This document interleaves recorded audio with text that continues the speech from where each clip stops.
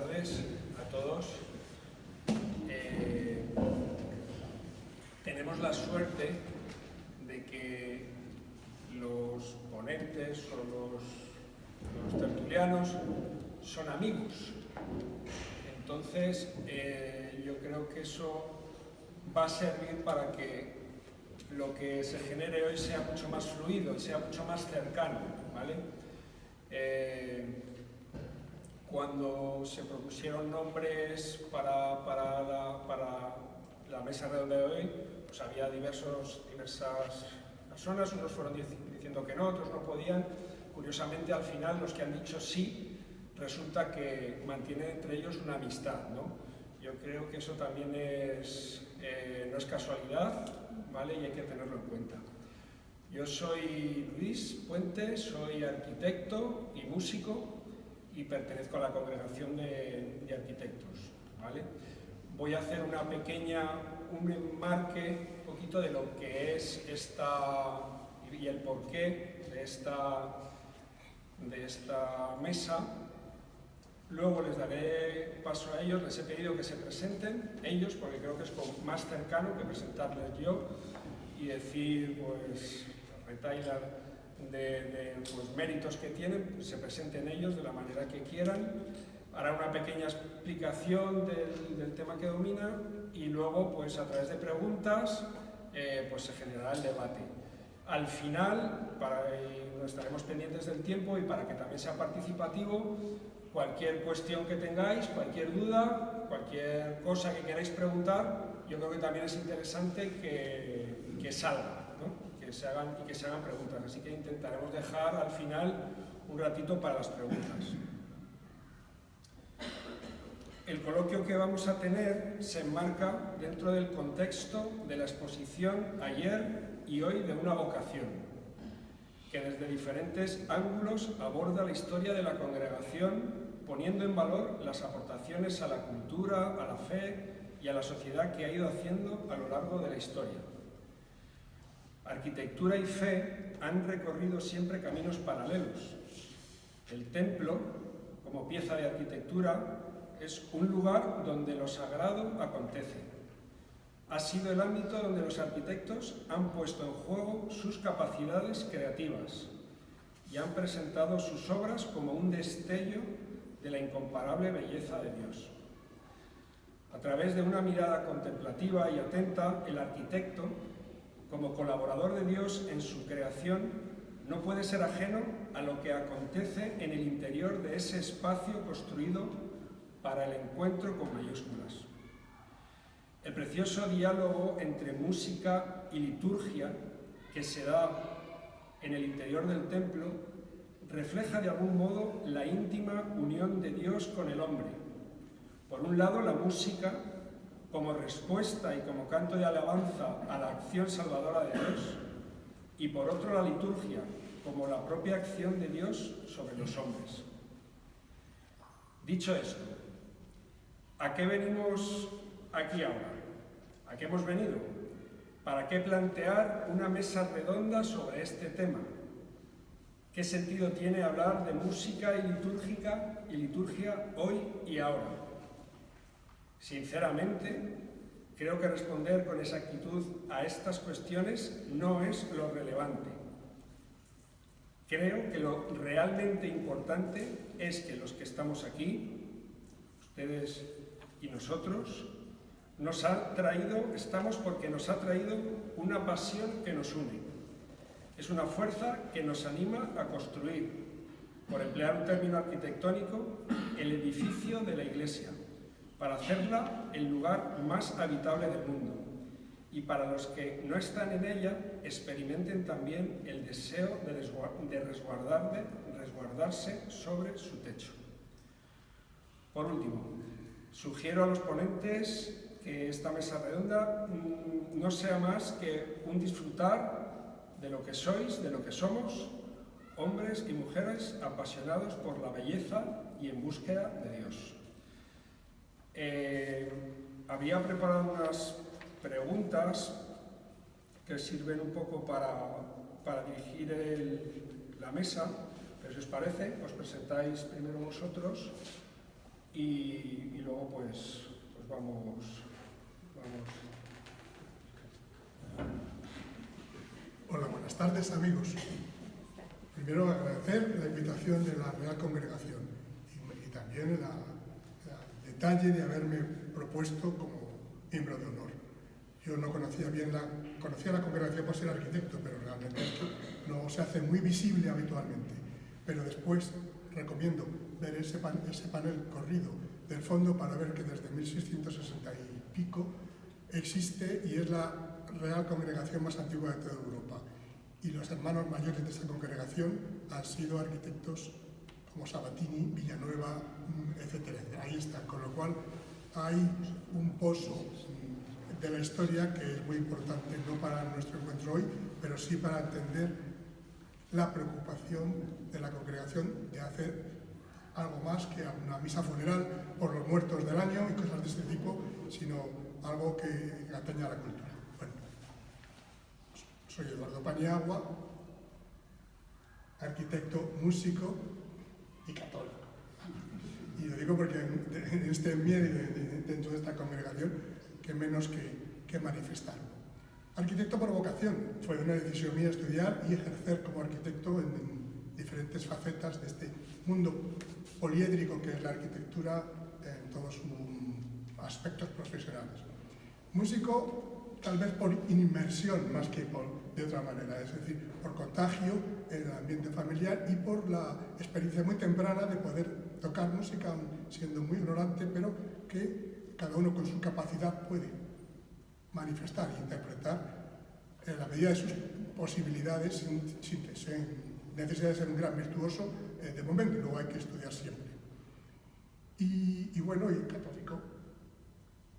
Y digo católico, no cristiano, que lo dirían en cualquier otro ámbito, pues por esta herencia familiar, a veces difusa, pero sí porque ha habido personas, sacerdotes, amigos, que han sido compañeros de camino y desde muy joven no ha habido un extravío o una grandísima crisis, sino ir bandeándose, aprendiendo, conociendo no solamente la espiritualidad y la doctrina de la Iglesia, sino lo que es la diócesis, cómo funciona, lo que puede ser una comunidad cristiana o una comunidad parroquial.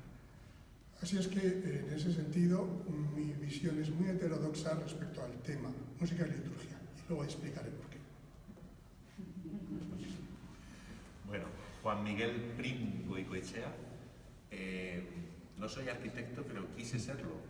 Lo que pasa es que el Señor me llamó por otros caminos. Sí tenía pensado, cuando estaba acabando los estudios del bachillerato, yo iba por ciencias, pensaba hacer o arquitectura o química, eran dos cosas que me gustaban, bastante distintas, pero la arquitectura siempre me atrajo. Pero bueno, el Señor me llevó por otros derroteros, entonces hice filosofía, luego la teología, y bueno, ya son 32 años de sacerdocio. Y la música, la verdad es que siempre me ha gustado desde pequeño. Mi infancia ha estado marcada por la música, mi adolescencia ha estado marcada por la música, especialmente en esos años de la adolescencia en los que uno se retrae un poco y se vuelve un poco más interior, y también por mi carácter tímido, aunque no lo parezca, pero soy muy tímido, pues la música siempre me ha acompañado en los momentos más importantes de mi vida. Realmente ahora mismo no entendería mi vida sin la música, sin muchos tipos de música, ¿no? De hecho, pues bueno, canté en la primera misa de Manu, un invento que se había hecho de un canto mozárabe, y ahí estaba yo. Y sobre todo me ha marcado mucho, que algunos lo habéis conocido, pues unos años dedicados un poquito más a la música antigua, a nivel amateur, muy amateur, ¿no? Como Eduardo, con el grupo Salterium, ¿no? Con los primeros pasos que dimos, y luego ya pues, con el grupo Salterium durante muchos años, pues, y también con el coro de San Jorge, una parroquia de Madrid que tuvo unos años también muy importantes en toda esta dimensión musical. Y bueno, como sacerdote, pues evidentemente celebro la liturgia, y siempre me ha preocupado la calidad del canto litúrgico, del que hoy también hablaremos, ¿no? Porque es verdad que no es lo que debería ser, y sin embargo es importantísimo, no para embellecer o adornar la liturgia, sino porque hay ciertos cantos que son parte esencial de la liturgia, como nos puede recordar Manu, ¿no? O sea, porque realmente la expresión de la fe, y no solo eso, sino incluso la comunicación del misterio de Dios, nos ha venido a través del silencio, a través de la palabra y a través del canto, canto y música. Y en concreto dentro del cristianismo, a través de la encarnación del Verbo, que es algo que marca mucho la diferencia entre la música en el cristianismo y muchas músicas que hay en otras culturas o en otras religiones, ¿no?, que conoce mucho mejor Eduardo. Desde el punto de vista antropológico, ciertamente, el hombre es el único ser de la creación que canta, aunque a veces decimos que los pájaros cantan, que los animales cantan, pero realmente la conciencia de la alegría, del gozo, de la tristeza, del dolor, solamente el ser humano es capaz de expresarlo. El mismo cuerpo humano es el mejor instrumento que hay, desde los pulmones como órganos para producir aire y sonido, la garganta, las cuerdas vocales, el diafragma. Realmente el ser humano es el mejor instrumento que hay, pero no solo físicamente, sino por la conciencia con la que el ser humano puede expresar esa alabanza, puede invocar al misterio, a Dios, y puede también, dentro del cristianismo, unirse a la revelación cantando precisamente con las mismas palabras que Dios ha pronunciado, las que tenemos en los Salmos, las que tenemos en la Sagrada Escritura, las que Jesús dijo en la Última Cena. Entonces, bueno, como situando un poquito el tema, siempre me ha interesado que la celebración del misterio cristiano pudiera llegar a una plenitud en la que tanto el silencio no como ausencia de voz, sino como precisamente la posibilidad de escuchar la única voz importante, que es la voz de Dios, como ámbito donde poder encontrarse con el Verbo, y al mismo tiempo la palabra hecha canto, que es la plenitud de la palabra, ¿no? La palabra adquiere una plenitud en la poesía, que es como una palabra más plena, más hermosa, pero la poesía tiene que acabar en la adoración, ¿no? Y entonces la liturgia hace posible eso. Pero ahí el canto y la música se podría distinguir entre el canto vocal, bien sea monódico, polifónico, y también la música instrumental, que también tiene su lugar, sea el órgano o sea otros instrumentos que acompañan o que tocan solos, son esenciales tanto desde el punto de vista de la experiencia humana. La música es capaz de conmovernos, es capaz de evocar algo más, una trascendencia. La música canaliza también nuestros afectos, todo eso hoy en día está muy estudiado, pero sobre todo porque Dios no se nos ha comunicado solamente como palabras, sino como palabras encarnadas. Jesús es revelación no solo por lo que dijo, sino por su misma persona, por la forma en la que miraba, por la forma en la que tocaba, por la forma en la que llamaba, por su cuerpo muerto en la cruz. Es decir, la revelación no se nos ha dado solo de manera racional, a través de palabras inteligibles, sino que se nos ha dado en un misterio encarnado, que en la liturgia, y especialmente en el canto, pues puede ayudarnos muchísimo, ¿no?, a adentrarnos en lo que es la belleza de Dios. Como lo digo así un poquito, bueno, estoy en Alcalá de Henares, en la diócesis de Alcalá de Henares, soy vicario de cultura, estoy en una parroquia, y bueno, pues siempre intento favorecer la música. Con Eduardo hemos hecho ya 2 ciclos de música antigua y haremos más. Estamos preparando una grabación también muy interesante, y con Manu, pues te voy a decir que es amigo desde hace muchísimos años y nos queremos mucho. Así que, y bueno, y es un maestro al que invitamos con frecuencia a hablarnos precisamente de la liturgia. Bien, yo quiero dar las gracias primero a Luis, que ha sido pertinaz, porque yo soy el que se negaba sistemáticamente a venir y él me volvía a llamar y bueno, pues, digo, yo no tengo ni idea de música, esto es un ámbito, y tampoco de arquitectura, es decir, que no sé nada de todo esto, ¿no? Yo me llamo Manuel González López Corps, soy presbítero de la diócesis de Madrid desde hace 38 años.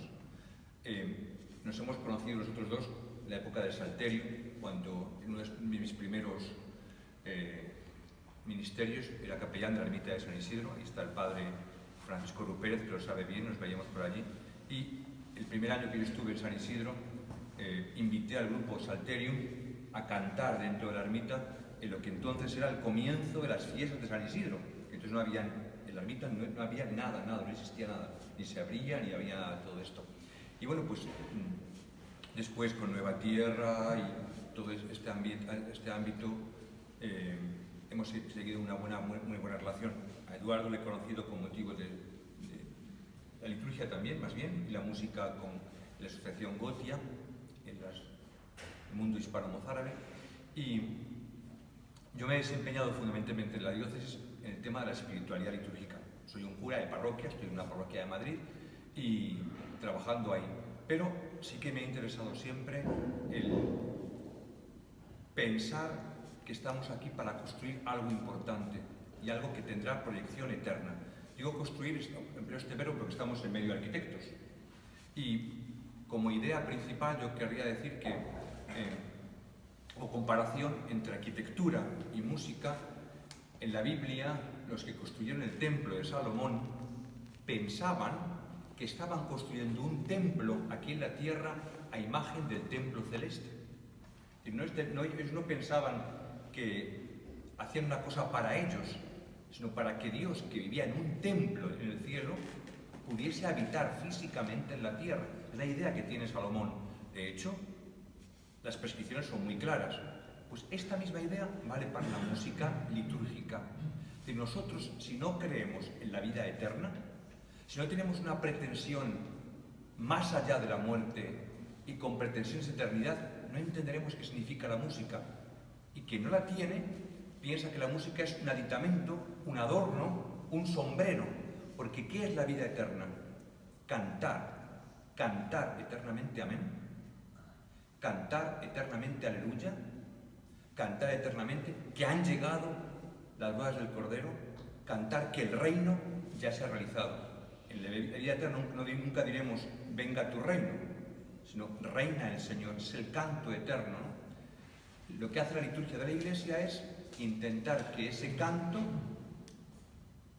que es la sinfonía en torno al mundo divino, lo que hacen los querubines, los serafines, las virtudes, las potestades, el mundo que llamamos simbólicamente angélico, los 9 coros, fijaos que decimos coros como música, los 9 coros de ángeles, nosotros intentemos reproducirlo aquí. La liturgia con minúscula no es más que un ensayo general para la liturgia del cielo. Por eso, si no hay perspectivas de eternidad, no entenderemos nunca qué es la liturgia aquí en la tierra, ¿eh? Hace falta tener un corazón en búsqueda, ¿no? Y aunque uno sea, tú has dicho que eres católico, 2 curas, pero una persona, aunque no profese la fe católica, si vive una liturgia cantada con sentido, tiene ya una experiencia de eternidad. La liturgia nos da una experiencia, ¿eh? Nos hace una construcción que tiene vocación eterna, ¿no? Entonces, yo me he dedicado a la docencia, durante 18 años en la universidad he estado trabajando en la docencia, muchos de los curas, tanto hombres y mujeres también, laicos que trabajan en el mundo de la espiritualidad litúrgica, hemos caminado juntos en este ámbito, y luego yo, sin saber música, repito, y sin tener ni idea de música, me ha tocado durante muchos años ensayar, animar, enseñar cantos, animar a las asambleas para que canten, porque como diría ahora en las preguntas, el primer problema que tenemos es doble. Nosotros tenemos poca idea de la importancia de la música y tenemos poco interés en cantar. ¿Daos cuenta de esto? Poca cabeza y poca voz. Y creo que lo que tenemos que intentar es justamente dedicar tiempo, dinero a la formación de músicos cristianos, hombres y mujeres, y también suscitar el interés para crear una espiritualidad en la que la música sea realmente lo que es en el mundo bíblico. Pensad que en la Biblia hay un libro dedicado solo al canto. Solo al canto. Los salmos. No son 150 poemas, como la gente cree, son cantos.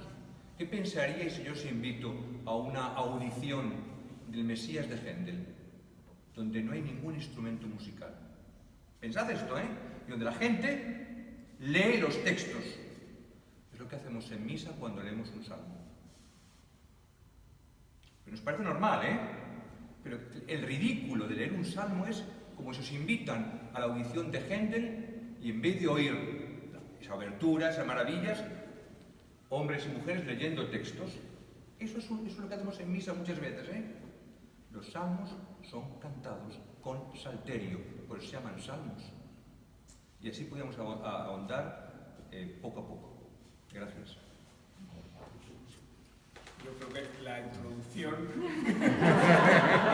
si lo dejamos aquí, nos vamos todos contentos ya. Luis, he hecho trampa, no, ya han metido mucha materia. Hay que aprovechar. Tengo algo que decir también como introducción cuando sea oportuno.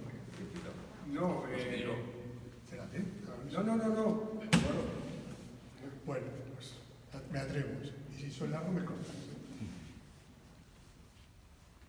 Se está hablando del canto, pero es que la música es algo más que el canto. Y aparte de los valores psicológicos, afectivos, éticos, etc., desde los griegos para acá, desde San Isidoro, que habla un montón de cosas de este tipo, hay ese valor psicológico, anímico, de expresión de sentimientos, de sentirse acogido, etc., que la música aporta. Pero por otro lado, la música es cierto que no existe como una especie de entelequia que a veces hablamos de ella, sino que, como dice Manuel, es que la música es funcional. Ahora mismo no vamos a oír ni una nota de música, con lo cual la música no existe en esta reunión. Vamos a hablar de temas filosóficos, simbólicos, teológicos, de confluencias, de estímulos, pero realmente no hay música aquí. Para que haya música hace falta un músico o una persona que toque un instrumento o que cante. Aparte de eso, la música de las esferas, que hablan desde Boecio hasta el propio Isidoro, y de la música como resultado de los números puestos en sonido, que hablaría Pitágoras, y todos los demás. Al final, la música cubre una función. Alguien compone música para algo. Los músicos del clasicismo y del romanticismo que se encumbran como directores y como compositores, esto no ha existido nunca. Es una persona que hace un elemento funcional.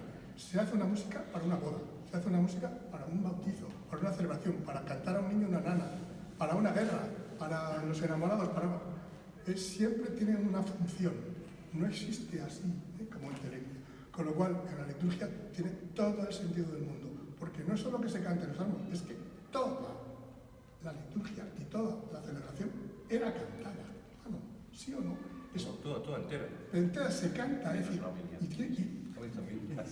y con doble motivo. No solamente porque al cantar se acumula muchísima más expresividad y se da mucho más fuerza a la palabra, sino porque al cantar se emite y se escucha mejor. Una persona hablando muchas veces no se oye. Cuando cantas tienes que emitir la voz y inmediatamente llega la palabra, porque en el caso del canto va siempre ligado un contenido. Y, por ejemplo, cosas más raras todavía, el valor simbólico de la arquitectura, de la música o de la propia liturgia, como, hablando de la antigüedad, como ligada a los 4 elementos como se comprendía toda la antigüedad hasta el mundo científico del siglo XVII para acá. Y que todavía nos movemos fundamentalmente por esos 4 humores y por esas 4 orientaciones que han dado explicación a todo en el mundo, incluso ahora mismo nos movemos todavía por ellos. Es decir, desde comprar lotería hasta cualquier acto al final tiene que ver con un poco agua, tierra, fuego y aire. La música suena en el aire, pero su elemento es el agua, fluye como el agua, es inmaterial. La arquitectura necesita el espacio terráqueo, es de suelo, pesa, aunque contenga el vacío, que es el aire interior.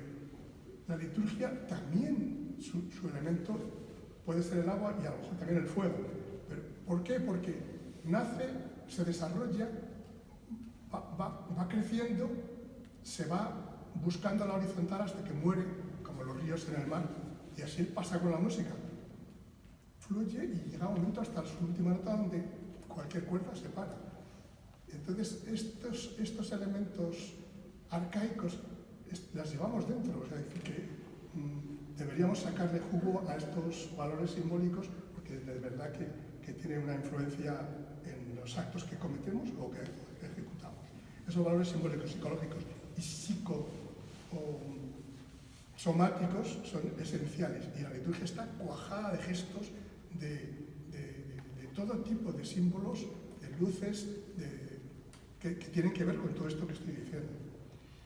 Con lo cual, al final, la liturgia es un elemento, es una ceremonia de lo sensible y lo lúdico, olor, sabor, sonido, temperaturas, etc.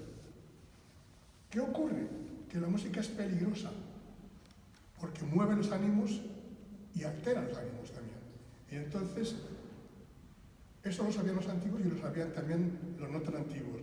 No es lo mismo una experiencia estética profunda que te transforma y te eleva a una experiencia espiritual, donde te lleva a otro sitio. Y a veces la experiencia estética te separa de lo espiritual. Por eso, a lo largo de la historia, hay una terminología que se llama la licitud o no de la música. Tanto los musulmanes como los judíos como los cristianos. Ha habido montones de papas que han prohibido los instrumentos de la música, porque los instrumentos distraen. La música instrumental no tiene sentido en la iglesia. ¿Por qué? Porque no tiene contenido. ¿Y qué hace? Distraernos. Y resulta que a nosotros no nos distrae. Queremos órgano, tocamos la marcha anunciada en una boda, etcétera, etcétera. Y eso no tiene canto.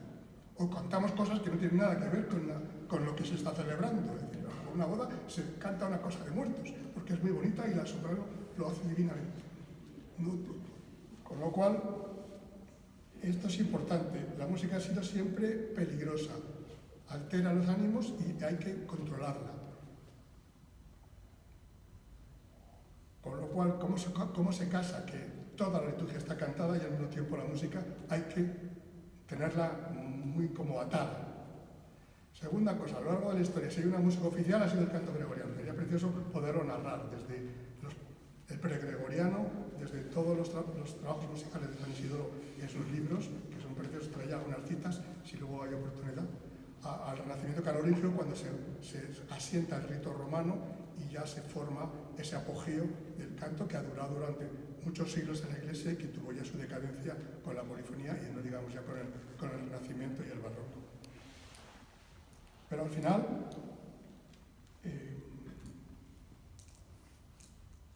hoy en día se sigue buscando la música para la liturgia y es una complicación mezclar, y eso tiene que ver con las preguntas de Luis, que ahora las hará, pero yo me adelanto a una de ellas, mezclar la estética musical o la estética del mundo contemporáneo desacralizado con la música que se pretende hacer cuando se quiere encargar música nueva o acercar otras músicas a las liturgias. Y ya entramos después en esas contradicciones, que significa que Juan Pablo II anime a compositores a que hagan música actual y se mezcla world music, etnopop, new age, música celta, mantras budistas, música sufí, en el mundo religioso como algo valioso, pero que al mismo tiempo distorsiona o a lo mejor no es compatible con la liturgia. Y ahí entraremos en el mundo moderno.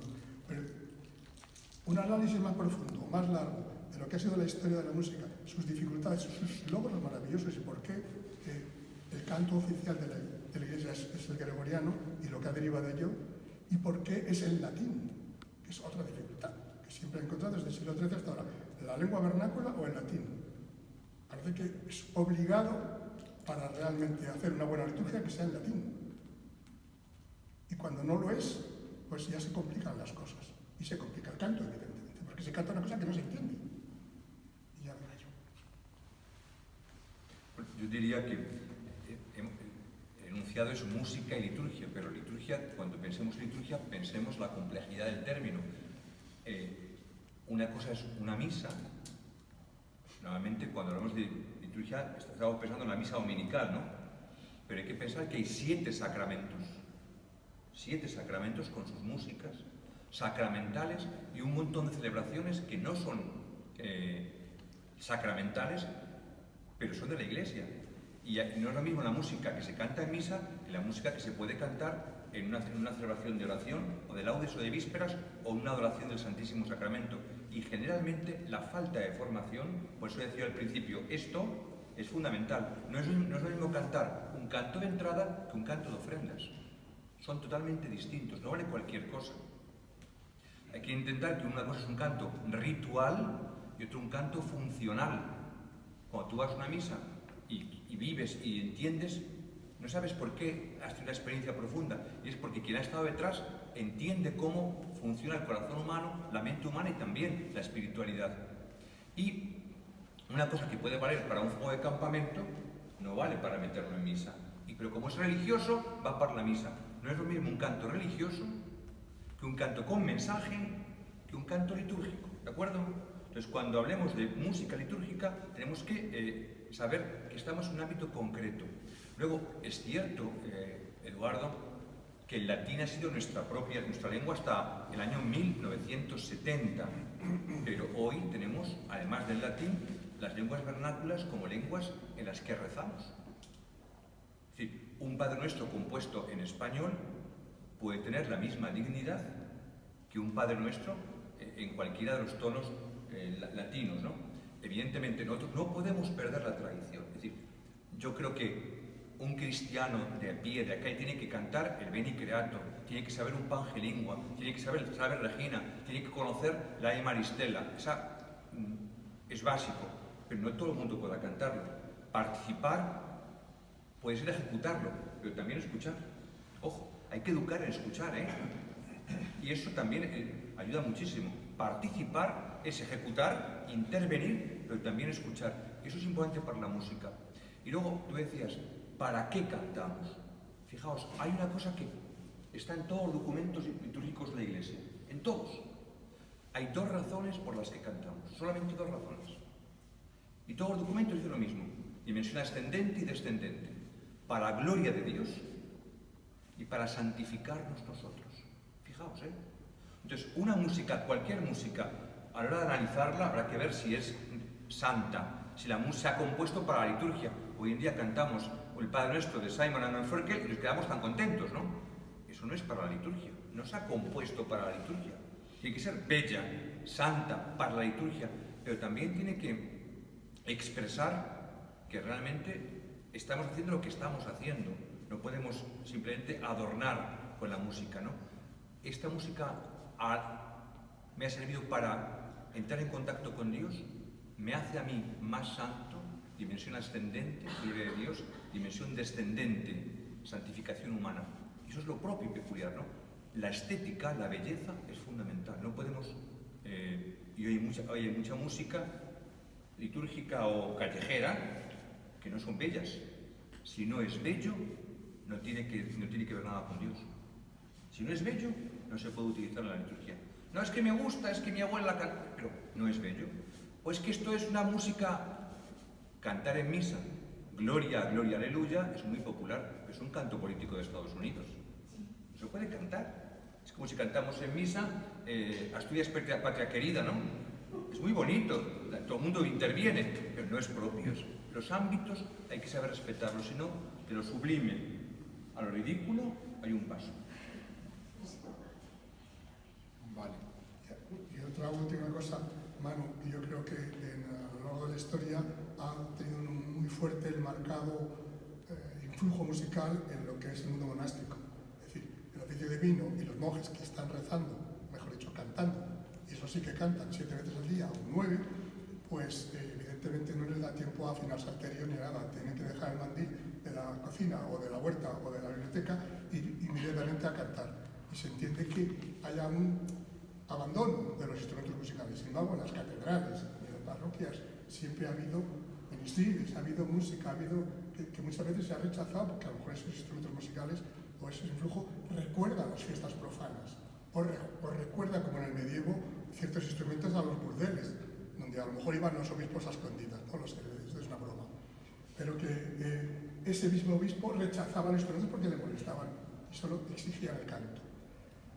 Entonces, hoy en día, de verdad que ahora, bueno, yo hablo del pasado por especialista en la música antigua y la importancia de la comunidad cantando y de moverse y cantar y lo que significa unir los corazones con un modo musical que nos pone a todos como en sintonía a la vez para un acto que luego va a continuar, etcétera, etcétera.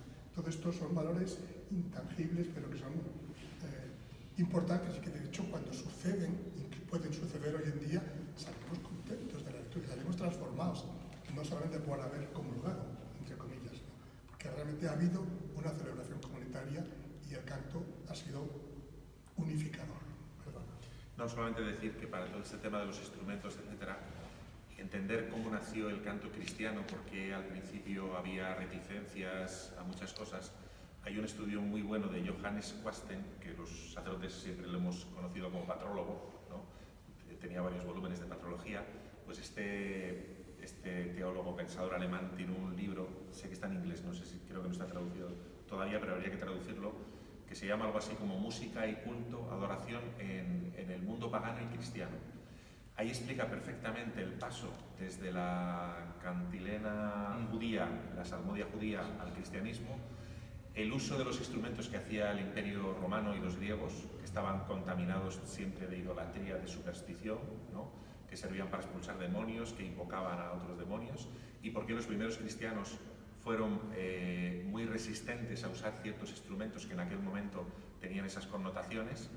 El valor del cantar a una sola voz, la monodia, porque tiene un sentido teológico, como decimos en el Santo, una sola voce dicentes, ¿no? Es decir, cantamos a una sola voz porque expresamos la unión, la unidad de la Iglesia, que eso también se puede expresar coralmente, ¿no? Por eso la Iglesia ha admitido también la polifonía, porque la coralidad es una forma superior de unidad, es una forma más bella de unidad, ¿no? Pero siempre de tal manera que sea inteligible el texto, etc. Y cómo luego van haciendo, pues eso, el canto llano, el gregoriano, la polifonía, pero sobre todo en la época antigua, realmente la novedad que aporta el cristianismo respecto del modo de entender la música en la antigüedad. Una vez que todos esos elementos de tipo pagano fueron desapareciendo, fueron siendo menos importantes, la Iglesia fue admitiendo muchos instrumentos o rítmicos, o de acompañamiento, el órgano, etcétera, porque entendió que en realidad la Iglesia nunca ha sido dualista, esto es bueno y esto es malo, sino que toda la creación ha sido creada buena y puede servir a la alabanza, ¿no? Siempre y cuando mantenga esto que llamabas antes del para qué de la música, que la Iglesia lo ha llamado ministerialidad, y también los ministriles, es decir, los músicos sirven, son ministros también a través de la música de la liturgia, ¿no? Y esa palabra es muy bella, la palabra ministerialidad, que a veces se ha interpretado mal, como si la música fuera la parte que siempre hay que estar prohibiendo o reduciendo. No, realmente lo que se está diciendo es que la música tiene una dimensión al servicio de liturgia de alabanza, que es una cosa preciosa. Realmente, hoy en día, esto lo decía el teólogo von Balthasar, ¿no? De las los tres grandes cimas de la realidad, que son el bien, la verdad y la belleza, hoy la verdad ha perdido su capacidad de atracción y difícilmente aguantamos un argumento, ¿no? El bien muchas veces no consigue arrastrar los corazones porque buscamos la utilidad, y decía von Balthasar, quizá es al final la belleza la que tiene que arrastrar para que recuperemos la atracción del bien y de la verdad, ¿no? Y es lo que decía Manu, realmente lo que no es verdaderamente bello no es capaz de atraer totalmente nuestro corazón. Eso sí, el concepto de belleza ha quedado totalmente transformado en el cristianismo. No es la belleza griega, el canon griego, sino que es también la belleza de Cristo en la cruz. Puede ser la belleza de unas lamentaciones, puede ser un canto popular del Via Crucis que automáticamente no nos resulta muy bello, pero cuando lo vas cantando y lo vas cantando dices, qué bien hecho está, cómo expresa el dolor de Cristo, el dolor de la Virgen. Entonces, eso es muy importante. La parte estética no ha de ser confundida con el esteticismo romántico, sino con la verdadera belleza cristiana, ¿no? Que muchas veces tiene que pasar por la cruz y desde ahí resucitar. La pulcritud, en definitiva, la pulcritud. Hay una cosa que has dicho tú, y creo que tenemos que tenerla muy presente a la hora de música y liturgia, ¿eh? Si hablamos de música solamente no, pero liturgia sí. La música está al servicio del texto. Lo importante para nosotros es el texto. ¿Qué es lo que estamos diciendo? Porque lo podemos decir de muchas maneras. O sea, el mismo texto puede ser cantado con una música en Adviento, el mismo texto puede ser cantado con otra música en Navidad y adquieren una connotación diversa. Es decir, lo importante es que la repetición, la profundización, o sea, la contemplación, lo que es saborear el texto, saborearlo con diferentes músicas, hace que el texto también penetre y también se recuerde. Es decir, vamos a coger, por ejemplo, algo muy sencillo. Todo el mundo, creo que estamos aquí, recordamos por edad el credo en latín. el credo tercero. Lo ha cantado miles de veces, ¿no? Fijaos cuando decimos, se encarnó. No, pero por cultura podemos saberlo. Si no, yo lo que te hago es, te incito, o sea, para que vayas a internet, credo 3 gregoriano, y tenga la experiencia de escucharlo. Cuando dice se encarnó y se hizo hombre, ¿cómo baja? Y cuando dice resucitó, resurrexit, eso, si lo recitamos, pierde. Cuando lo cantamos, tú estás rezando simplemente con la música. El texto adquiere un colorido distinto. La música está al servicio de un texto para que la comunidad alabe a Dios, pero tenga también una experiencia religiosa. Si tú sales de una misa diciendo ¡qué rollo!, algo ha fallado. ¿Me explico?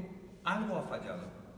O sea, tiene que haber una experiencia de auténtica loa, de alabanza divina, pero también que tú te construyas, que tú digas, esto a mí me enseña, yo voy aprendiendo. La repetición. Siempre decimos en misa, santo, santo, santo.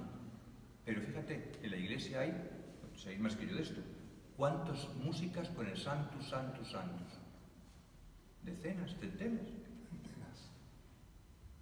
Claro, es tan importante cuidar los coros, ¿eh? Yo estuve años trabajando en una parroquia en Inglaterra, iba todos los veranos, y en Inglaterra cada año había becas para que un laico, una laica, fueran a estudiar música. Yo nunca he visto en Madrid una parroquia católica que destine dinero para que alguien aprenda un instrumento. Nunca lo he visto esto, ¿eh? O sea, no valoramos que el coro sea un auténtico ministerio en la iglesia, ¿eh? Entonces, el esfuerzo de ensayo de los coros es fundamental. No es para que los coros hagan todo, ¿eh? El coro ha de sostener el canto de la asamblea, ha de animar el canto de la asamblea, puede también cantar solos para que la asamblea escuche. Es evidente, si un coro canta solo en el rito de entrada, malo. Si un coro canta solo en las ofrendas, es perfecto. Porque cada momento de la misa tiene su propia identidad, hay que conocerla. Y entonces eso ayuda, nada más eso. Pues yo os querría preguntar si es posible hacer una fotografía a día de hoy de lo que está pasando con la música en la liturgia. Si es posible, pregunto, ¿no? Porque vamos a estar de acuerdo en todo lo que comentáis y no vamos a tener ningún problema, pero claro, al final, cuando el domingo vas a misa, ¿no? O yo, que llevo la escuela de Colmenar y tengo que elegir los cantos, ¿no? Y tienes un repertorio de cantos, pues, que van desde pues los cantos, yo tengo 50 años, los cantos que he escuchado cuando era joven, tenía 15, que son cantos de los años 70, Palazón, una serie de compositores que son con los que yo más o menos he ido creciendo. Viene la influencia, por otro lado, de los evangélicos, que vienen pegando fuerte, con un montón de cantos en los que hay mucha instrumentación, meten batería, meten no sé qué, y que también se está metiendo de algún modo en algunas parroquias. Tenemos el canto gregoriano, porque hay cantos... ¿Dónde, perdón? No, pues en la propia, pues cuando el sacerdote, no sé, en momentos de la, no sabría decir cuál, pero en momentos de la misa hay momentos de canto gregoriano, ¿no? Hay canto gregoriano, no mínimamente, pero lo hay. Tenemos también pues cantos de movimientos, cantos del camino neocatecumenal que se están haciendo muy conocidos. Entonces está también el fenómeno de Hakuna, que está pegando fortísimo. Entonces, al final, cuando aterrizamos, ¿no? Nos encontramos que hay un panorama musical que tiene que ser insertado en la liturgia, y al final yo creo que es necesario pues hacer un análisis, discriminar unos cantos de otros, saber, ¿no? Un poco tal, y cómo se conjuga eso, y saber si la Iglesia debe tener un canto propio debe estar abierta, o debe... Entonces, todo esto yo creo que os invito a hacer un análisis de esta situación a día de hoy, que es compleja y que requiere un análisis para dar una respuesta. Pero es que primero que decir, preguntar eso a un sacerdote, a un cura, te va a contestar difícilmente porque están súper ocupados en sus propias celebraciones, no conocen lo que hacen los demás. Y en general, salvo algún vicario o algún espía, en general es penoso, es tremendamente pobre. Y no digo porque no haya canciones que puedan ser bonitas, sino porque están mal hechas. Y cuando no hay ni siquiera jóvenes con guitarras, etcétera, etcétera, al final se acaba cantando el santo, que cuando yo tenía 5 años es lo que se cantaba en el colegio. No hay en 65 años otro santo, o rara vez, se tira de lo que la gente sabe, y la gente solo sabe lo que repite porque nadie le enseñó cosas nuevas. Con lo cual yo soy enormemente negativo y pesimista. Y luego todas estas músicas que tú has dicho, que en efecto aparecen, pues totalmente antilitúrgicas. Y eso alguien no tendrá que decir con más autoridad que yo. Pero esa sensación de una celebración que, bueno, ha estado muy bien, la homilía está muy bien, las lecturas han sido estupendas, pero qué horror la música, eso es lo habitual. Para cualquier persona es medianamente sensible. Yo el sábado estuve en una boda, magnífica boda, en la Basílica de la Concepción, magnífica, y me pasaron antes el elenco de cantos, ¿no? Y yo generalmente nunca digo nada, respeto a los músicos, pero me atreví a decirles una cosa y explicarles el porqué. Pusieron el Ave María en la comunión.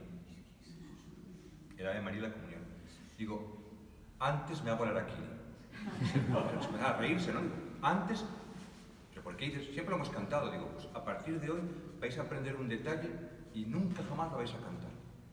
La Iglesia Católica, desde los primeros textos que tenemos los carolingios, ha cantado la Ave María solo en las ofrendas. Solo en las ofrendas, por una razón. Os he dicho antes que hay que tener un poco de conocimiento, porque la María es el modelo de cómo ofrendarse a Dios. Mientras que en la comunión, nunca un canto es dirigido a un santo o directamente a la Virgen, porque la comunión es un momento más íntimo, todo canto es eucarístico, todo canto es un momento de encuentro con Dios, no es un canto que exprese más que lo que es lo más íntimo, la comunión con nuestro Dios. Pues da igual que sea Navidad, que sea Pascua, que sea Cuaresma, el canto de comunión puede ser el mismo, pero nunca será igual, no será lo mismo un canto de entrada en Adviento que en Navidad. Porque nosotros tenemos un pequeño problema, los que hemos nacido o nos hemos quedado después del Concilio Vaticano II. ¿Cuál es el problema? Que decimos, ¿qué hay que cantar o qué cantamos hoy? Es el problema, ¿qué cantamos hoy? No. La respuesta es, ¿qué se canta hoy? Cada misa tiene sus propios cantos. O sea, el pueblo cristiano de Madrid, si le preguntamos, por ejemplo, ¿cuál es el canto de entrada del comienzo del año litúrgico? ¿Qué canto de entrada marca el comienzo del Adviento? Yo os aseguro, hacemos una encuesta a gente que va a misa los domingos y no lo saben. No lo saben. Es a ti, Señor, levanto mi alma. Ahora contenta decir, a ti, Señor, levanto mi alma. Eso te da una homilía, te da una espiritualidad para el Adviento, te da un tono de esperanza, te da un... Pero hay que cantar eso. Entonces, lo que hay que hacer, a lo mejor, los 4 domingos de Adviento, cantar el mismo canto con estrofas diferentes. Pero aún eso sería una solución penosa, porque cada domingo tiene un tema que lo da el canto de entrada. Eso hay que saberlo. Luego, ¿por qué se canta lo mismo? Porque hubo un momento en que Aragüés o Manzano o Palazón fueron óptimos, grabaron muchísimo y se difundió mucho. Tenemos en España algún material muy interesante, por ejemplo, muy desconocido, el Cantoral Litúrgico Nacional. Pero luego también hay un repertorio básico para la misa. No vendría mal que los curas dijesen a la Junta Económica, vamos a decir este año 1.000 euros, destinar 1.000 euros para cantar, para comprar cantoral básico para la misa, y que todo el mundo tenga en la entrada le den el cantoral. En la misa mozárabe de los martes en la Concepción, esto es el momento de publicidad, os dais cuenta, ¿no? Los martes a las 7 damos a todo el mundo un misal que tiene sus cantos Que la gente canta porque tiene el texto delante. Es imposible que de memoria aprendamos todo, pero hay un cantoral básico y eso nos educa. El canto es una gran catequesis. Fijaos, un canto, pongo un ejemplo, solamente un ejemplo. Un canto difícil es el Salve Madre. Es difícil, ¿eh? Salve Madre. Pero tú lo entonas en una parroquia y todo el mundo lo canta. Porque hemos memorizado un texto bello, magnífico, una música popular bien hecha, y eso entra fácilmente. Ese tipo de canciones hay que mantenerlas, con ese estilo hay que seguir componiendo, y no hay por qué decir, vamos a cantar lo que cantaron las abuelas. También habrá que cantarlo, ¿eh? En Inglaterra cantan todavía hoy cantos del siglo XVII, ¿eh?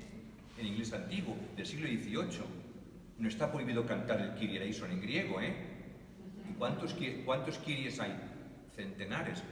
Es simplemente da, da, da, da, da, y la gente lo ensaya un momento y la gente canta Kyrie eleison, ¿de acuerdo? O sea, hace falta renovar un poco el interés, y yo creo que se puede hacer muchas cosas, ¿eh? A ver, este es un tema difícil, ¿verdad? No difícil, sino que uno puede salir muy pesimista, ¿no? Para no ser pesimista habría que decir cuál es el trabajo pendiente, ¿no? Sobre todo en España, porque es verdad que en otros lugares, en algunos lugares están mejor, ¿no? O sea, lo primero sería recuperar todos los cantos de la tradición cristiana que hoy en día se pudieran hacer razonablemente con cierta facilidad. Me refiero porque hay, no sé, en la Semana de Polifonía de Cuenca todos los años se presentaban algunas piezas sacras, imposibles de que alguien las cante un domingo en misa, ¿no? Hay que ser conscientes de que estamos en un momento de fragilidad cultural y fragilidad de la Iglesia, por lo tanto tenemos que ser humildes en el sentido de aquello que podamos cantar, ¿no? Pero primero recuperar todo ese patrimonio al que hacía alusión Manuel, o que tú también conoces, muchas cosas que se han ido haciendo a lo largo de la historia, desde cantos sencillos gregorianos, desde cantos populares, desde cosas de Lucien Days, o sea, hay cosas muy buenas. El cantoral litúrgico, por desgracia, es muy limitado, no se ha continuado, y de hecho los liturgistas, compositores y músicos que estuvieron ahí, todos acabaron pues muy decepcionados porque no hubiera un trabajo posterior, ¿no? Entonces, lo primero, conocer bien la tradición musical y hacerse con repertorio. En ese sentido, ya hace años que veníamos hablando, ¿verdad? Y se ha intentado de poder tener alguna institución, en concreto, pues podría ser en Madrid, o también nosotros lo pensamos en Alcalá, donde se pudiera hacer ese primer trabajo que sería un servicio a los directores de coro, a los músicos, a los organistas, de recuperar muchas cosas interesantes, porque vas a algunas parroquias y dices, oye, este canto está muy bien, es una cosita de Dante Andreo, este otro está muy bien, es una cosa de Lucien Days, este otro, pues mira, no me acordaba que existía, pero este encaja perfectamente, ¿no? Nosotros el otro día, que está por aquí Gracia, cantamos en una misa en mi parroquia que viene el obispo, un corito muy pequeño, y hicimos algunas cosas que son muy bonitas, pero son como perlas que tienes que ir entresacando que no las tienes a mano, no las tienes accesibles, ¿no? Y desde luego no tenemos esa riqueza como para cantar en Adviento, en Cuaresma, cantos distintos, ¿no? Porque además eso supondría ensayar con frecuencia. Entonces, lo primero sería tener todo ese repertorio de manera accesible, y eso requeriría algún tipo de organización o institución que lo hiciera, porque hay muchas cosas que no se conocen. En segundo lugar, hay que formar tanto a los sacerdotes, aquí vendría todo el tema de la formación del seminario, formación del clero, para el canto. En la Iglesia oriental nadie se puede ordenar si no es capaz de cantar la liturgia, la divina liturgia, ¿no? Mejor o peor, pero todos te la cantan de principio a fin, ¿no? Pero bueno. La formación de organistas, ahora mismo tenemos chavales jóvenes que tocan muy bien el órgano, pero que nadie les contrata, que nadie les llama a su parroquia. Nosotros sí tenemos un organista, pero hay que pagarle, claro. Entonces, muchas veces la conexión entre la Iglesia y las escuelas de música y los conservatorios podría ser muy interesante si les diéramos salida a todos estos chicos que están estudiando. Lo mismo para un director de coro, para un maestro de coro, que a veces no hace falta mucho, pero claro, hace falta músicos que conozcan la música, que la puedan dirigir y que la puedan enseñar.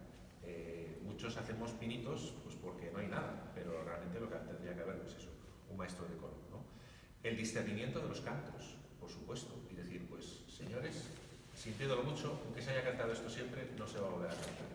Claro, parece que tenemos mucha mano izquierda, y entonces hay que irles metiendo cosas buenas para que al final ellos digan, oye, pues prefiero el bocadillo de jamón 5 jotas que la mortadela, ¿no? O sea, cuando he cantado esto, digo, qué bonito, nosotros lo hemos conseguido con algunos cantos gregorianos sencillos, ¿no? Que la gente al final ha dicho, oye, Eloquam Amabilis, lo quiero cantar, es que gusta mucho, es que luego la gente te dice, qué bonito este canto, ¿no?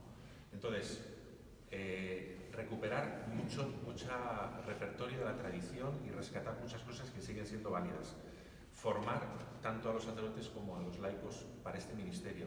Tercero, el discernimiento de los cantos. Y cuarto, hay que buscar compositores, a ser posible, de la propia comunidad cristiana, porque a veces también encomendamos el arte a personas que no tienen fe. Pueden hacerlo bien si son respetuosos, pero realmente haría falta que lo que siempre ha hecho la Iglesia, es decir, educar en el canto, en la música, en los instrumentos, dentro de la propia comunidad cristiana.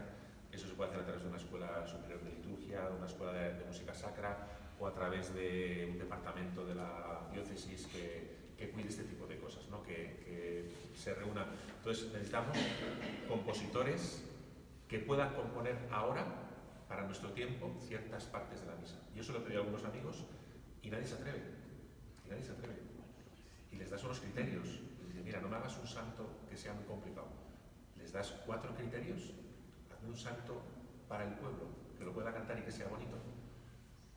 O sea, esto lo han hecho los sacerdotes, los religiosos, los monjes, pero tienen que hacerlo los músicos laicos.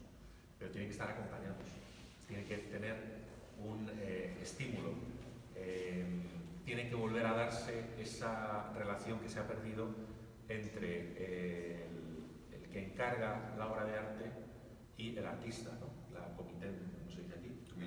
El comitente, ¿no? Pero eso nos pasa en todo, nos pasa en un cuadro. Pues claro, si es música al servicio de la liturgia, entonces tiene unas características, no todo vale, no todo vale. Y, puesto que está al servicio del texto en gran parte, tiene que respetar también los acentos del texto, que esa es otra. Cantamos cosas como los latinos nos asesinarían, ¿no? Porque ellos tenían claramente estudiado los acentos del texto y componían para eso. Nosotros adaptamos melodías a textos que no encajan de ninguna manera, cambiamos los acentos.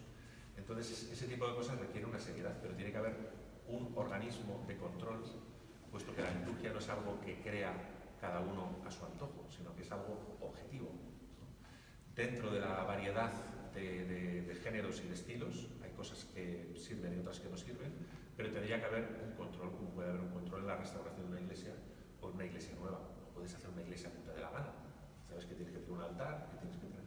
Entonces, ese tipo de cosas, por desgracia, la iglesia en España no se la está tomando en serio, salvo algunas excepciones. Los documentos oficiales de la iglesia respecto a la música. La música, ¿qué podría resumirnos? Porque habría mucho que hablar. La conferencia episcopal ha sacado hace 2 o 3 años un tocho así, ¿verdad? Con toda la documentación. Es impresionante, pero desde la Edad Media, ¿eh? Y valiosa, impresionante. seguro. Yo tengo aquí 7 puntos, resumido en un folio, música en sacra. Música en sacra está aquí. Es un documento que yo animo a leer a todo el mundo que quiera saber sobre música y liturgia. 1967. Y sigue vigente, ¿eh? Sigue siendo valioso. Lo que pasa es que hay que conocerlo y aceptarlo, ¿eh? Porque hoy en día, cuando yo voy a las parroquias, yo me encuentro con el coro de jóvenes, que tienen todos 50 años, el coro de jóvenes, ¿eh? Y sabéis que donde me enfrento cuando tocamos el tema de la lección de canto. Es decir, si yo digo, no se puede cantar un canto, si yo digo esta frase simplemente en una conferencia de 1 hora, la gente ya no escucha mi conferencia, ¿eh? Ni que seas doctor en liturgia, les importa un bledo. Ha dicho que no se puede cantar, saber que vendrás. Y eso les saca, les pone los nervios. Claro, es que no se puede cantar, saber que vendrás en misa. Se puede cantar en cualquier otra celebración de otro tipo, pero no en misa. Eso no lo aceptamos. ¿Por qué? Porque en gran parte la música está muy ligada a la sensibilidad. La música nos hace relacionar momentos, experiencias, situaciones. Y la gente no tiene formación. Pues lo que decía Prim es fundamental. Clero y pueblo han de ser formados. ¿Qué es la música cristiana? ¿Qué es la música religiosa? ¿Qué es la música con mensaje? La música protestante es magnífica. Los pentecostales son... Pero eso, no todo tiene que entrar en la liturgia. Puede haber magníficos y fabulosos conciertos de ese tipo de música. O sea, hay que ir a conciertos, hay que potenciar eso, pero no significa que hay que cantarlo en misa necesariamente, ¿no? Luego, ¿en qué parroquias se cuidan las vísperas? Hasta mitad del Vaticano del siglo XX, ¿qué pueblo tenía una fiesta importante que no hubiese vísperas? Y la gente, mal o bien, cantaba en vísperas, ¿eh? Hoy en día no sabemos cantar. Hasta hace poco, la adoración con el Santísimo tenía una serie de motetes que todo el mundo sabía. A veces destrozábamos el latín, ¿de acuerdo? Pero hay una sensibilidad. ¿Qué parroquia pobre de Madrid, un pueblo de Madrid, no tenía un armonio? Y pagaba un organista, ¿eh? Como pagaba un sacristán. Hoy en día sería impensable pagar un organista, pero hay que hacerlo. La música exige también de profesionales. Eso supone una educación que no tenemos y que hay que potenciar, ¿no? Hablas de órgano y eso es un capítulo aparte, es decir, los instrumentos son rechazados de la Iglesia habitualmente en diferentes momentos, luego vuelven a entrar porque otros obispos les gusta la música, y de repente se entrona el órgano como único instrumento admisible en el templo, cuando el órgano que viene de los bizantinos y era completamente profano. Había sido prohibido. Y el órgano pequeñito portátil, fuera de la iglesia, siempre es como de los peores. ¿Qué ocurre? Que como a la gente le gusta la música, el órgano empieza a hacerse cada vez más grande y cada vez tener más registros. Y el órgano ya no es un flautado, tiene un registro de oboe, tiene un registro de trompeta, de clarinete, de pajaritos, de bajos, de violones, de no sé qué, para contrarrestar precisamente esa especie de trampa, fuera la música instrumental de las iglesias, métete el órgano. Y luego hay otra música que no hemos hablado de ella, que es esa música de escuchar, que a lo mejor no es litúrgica, o a lo mejor es un acompañamiento en ciertos momentos. Es verdad que hasta el propio Isidoro habla de que no es lo mismo cantar una antífona que cantar un salmo. Dice que para el salmo hace falta entonar primero con el órgano, y cuando habla órgano en el medievo significa el instrumento musical, no es el órgano de tubos, para que el canto pueda de alguna manera fluir de una manera más armónica y que tenga pausas del canto y continúe la melodía. Y ahora mismo en nuestra experiencia en la misa mozárabe, yo me he inventado y me ha aceptado por ahora el poder tocar un momento de flauta, entre otras cosas para que el coro pueda comulgar, porque el coro canta continuamente, porque todo canta mucho y muy bien, pues ese rato, y resulta que continuamente me elogia, qué gusto, qué belleza, una melodía, porque hay silencio, es decir, hay silencio de texto. Y entonces eso contradice también con lo que hemos estado hablando del mundo litúrgico, tanto la música del órgano como una flauta solitaria que por amor a participar musicalmente en una celebración, pues yo me atrevo y siempre que puedo lo hago o me ofrezco. No sé si eso tiene un sentido o no, pregunto un poco. Fíjate que los ortodoxos solo aceptan la voz y las campanas, ni siquiera el órgano. O sea, pero hay que entender el criterio, porque el principal instrumento que alaba a Dios es la voz, que es la voz con la conciencia. La Iglesia en ese sentido, no, musical sacra no dice que solo se puede usar el órgano, ¿no? Dice que otros instrumentos dignos al servicio de la liturgia pueden sonar, y de hecho una guitarra bien tocada, no simplemente machacada, o otros instrumentos, ¿no? El problema es que a veces, pues eso, la mentalidad con la que se interpretan esos instrumentos no es la de la liturgia, sino que es la de la fiesta, la de la marcha, la de... ¿no? Entonces, ahí no hemos entrado en la liturgia y por lo tanto no ayuda a rezar con mucha frecuencia. En primer lugar, es que los textos, en la gran tradición cristiana hasta este momento, oficialmente sigue siendo igual, ¿no? Los textos son bíblicos. Tienen que ser bíblicos. O sea, las antífonas, la misa. Claro, un himno no está en misa, los himnos no están para la misa. Una antífona, las antífonas no están en misa, fundamentalmente. Pueden ser entendidas en sentido amplio, pero los cantos de la misa, que habrá poquísimas excepciones que no sean bíblicos, poquísimas excepciones, ¿no? O inspirados en la Biblia. O claro, tienen que ser bíblicos o confer, que tengan que ver con la palabra de Dios. ¿Por qué? Porque hay un sentido interesante que es que el pueblo también relacione. El villancico, si yo os decía, Ponedme el ejemplo de un villancico. Saldrían muchos. Voy a poner el villancico más antiguo. Un silencio sereno lo envolvía todo. Y al mediar la noche su carrera, tu palabra todopoderosa vino desde el trono real de los cielos. Es un texto de la sabiduría.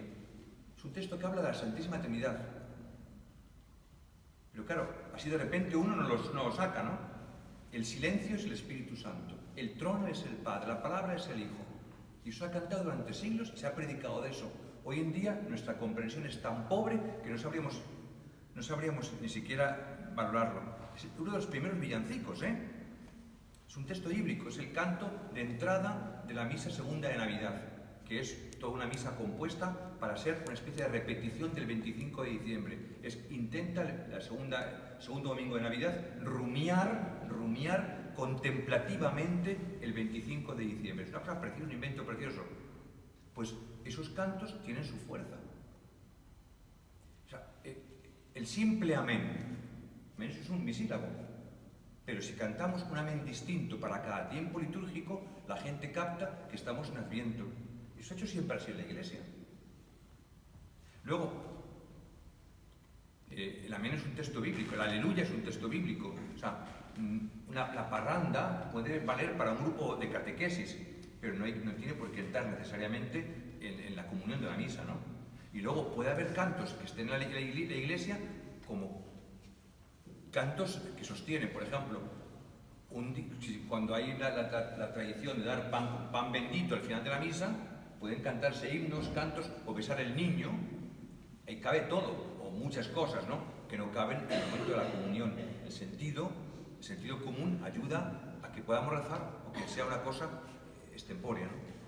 Una vez he de decir que si se canta en un momento de la misa, hay que cantar otros, porque son menos importantes que otros que son más importantes, y que no se puede cantar el Padre Nuestro si no se canta no sé qué. Musica Sacra dice que hay un principio que los músicos tienen que tener en cuenta, que es el de solemnidad progresiva. ¿Qué se entiende por solemnidad progresiva? ¿Cuál es la oración más importante de la misa? La plegaria eucarística, todo el mundo lo sabe. Cuando decimos levantemos el corazón, comienza la oración más importante. Si no cantamos nada de esa oración, poco sentido tendría cantar el Padre Nuestro. Fijaos lo que estoy diciendo, ¿eh? Esto sí ha sido siempre en la Iglesia, porque la música lo que está haciendo es poner en valor, o sea, dar fuerza. Si yo canto la plegaria eucarística, o al menos la consagración, o el amén final, o el canto del diálogo inicial, estoy diciendo, esto que estamos haciendo es lo más importante.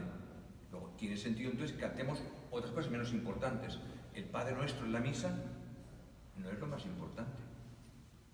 El Padre Nuestro entró a partir del siglo IV. O sea, hubo 4 siglos en que no hubo Padre Nuestro en misa, por ejemplo, ¿no? Y siempre hubo el canto de toda la anáfora, de toda la plegaria eucarística, porque en Occidente tenemos un problema.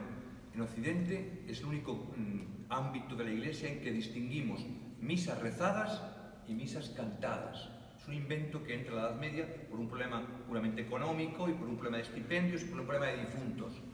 En Oriente la misa es una fiesta y la misa es totalmente cantada. Y si no, no hay misa.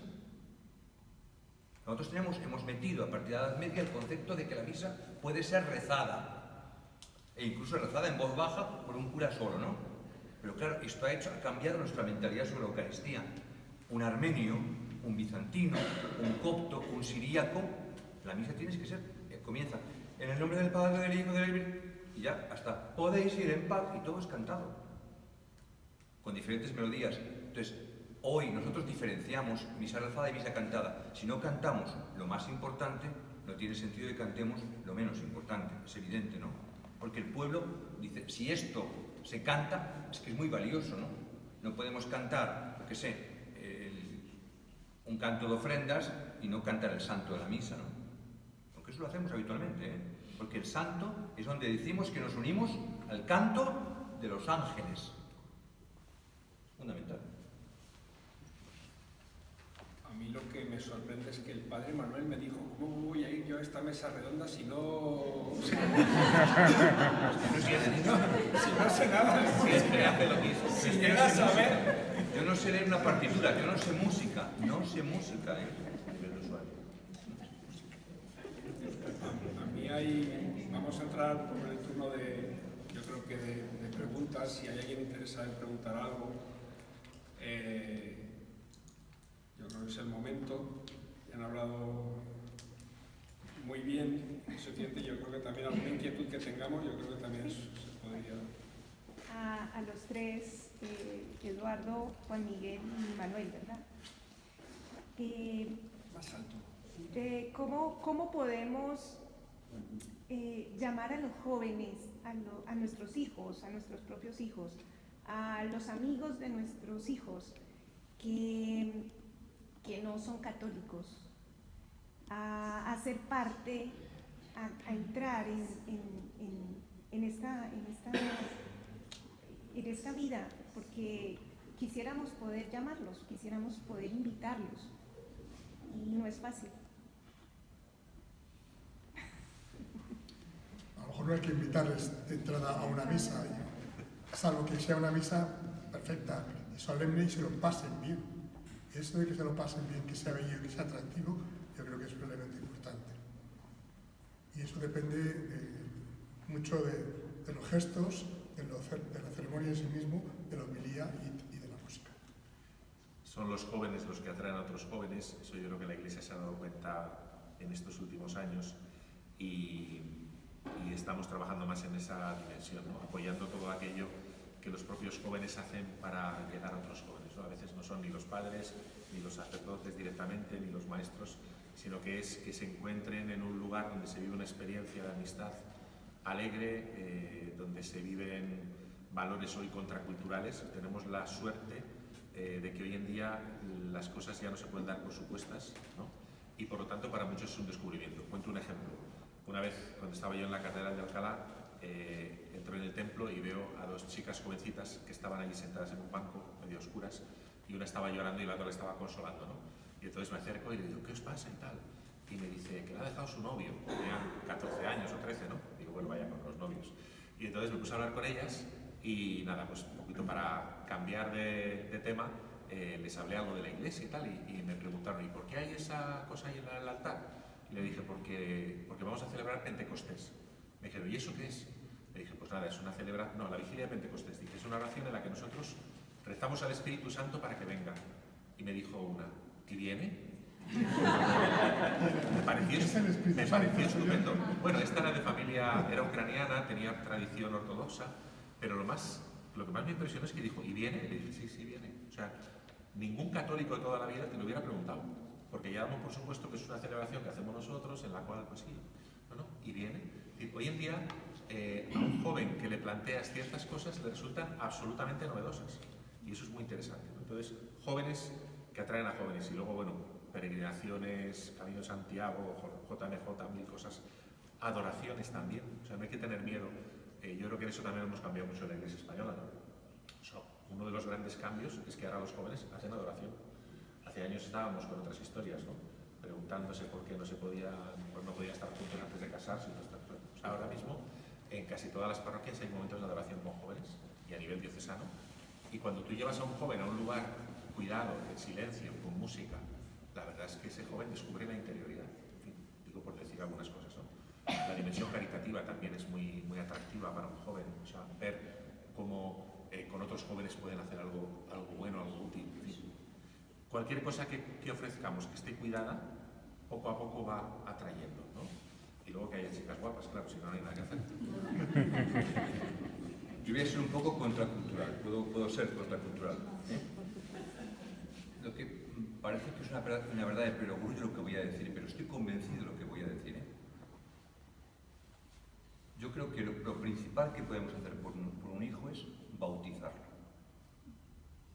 Lo primero, el servicio más grande de una madre o de un padre es bautizarlo.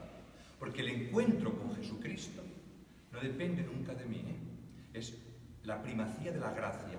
Dios quiere encontrarse contigo. Esa es nuestra fe. A lo mejor yo soy inconsciente, pero yo siempre he celebrado el día de mi bautismo. Yo no me acuerdo del bautismo. Sé que fue el momento más importante de mi vida, más que el día que me ordené diácono o que me fui ordenado presbítero. El bautismo. Porque Dios está en ti como Padre, como Hijo y como Espíritu Santo. Y Dios va a actuar en ti. No importa el momento. O sea, Mónica sabía claramente que ella rezaba por su hijo y que la oración de intercesión era válida. Y recibió el bautismo. O sea, el bautismo supone un encuentro objetivo con Cristo.